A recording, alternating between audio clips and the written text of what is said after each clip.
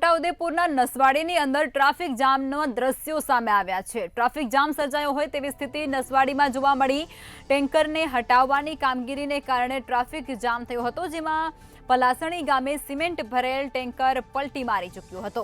ST bus સહિત ખાનગી વાહનો ટ્રાફિકમાં ફસાયા હતા। પેસેન્જરોને ભારે હાલાકીનો સામનો કરવાનો જાણે વારો આવ્યો હોય તેવી ઘટના ત્યાં પ્રકાશમાં આવી છે। નસવાડીથી આ સમાચાર, જેમાં ટ્રાફિક જામ સર્જાયો હતો। ટેન્કરને હટાવવાની કામગીરીને લઈ અને આ ટ્રાફિક જામ સર્જાયો હતો। વાત જાણે એમ છે કે પલાસણી ગામે સિમેન્ટ ભરેલ એક ટેન્કર રસ્તા પર પલટી મારી ચૂક્યું હતું અને તેની હટાવવાની કામગીરીને લઈ અને રસ્તા પર ટ્રાફિક જામ સર્જાયો।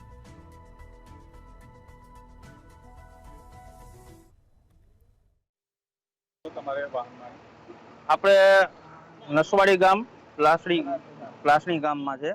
આગળ ગોલાઈમાંથી જ્યારે અમારી ગાડી આવતી હતી ત્યારે ત્યાં તો આગળ નથી કોઈ સાઇનબોર્ડ મારેલું કે નહીં કોઈ વસ્તુની જાણ કરેલી કે અહીંયા આગળ આવી રીતના ગોલાઈ છે।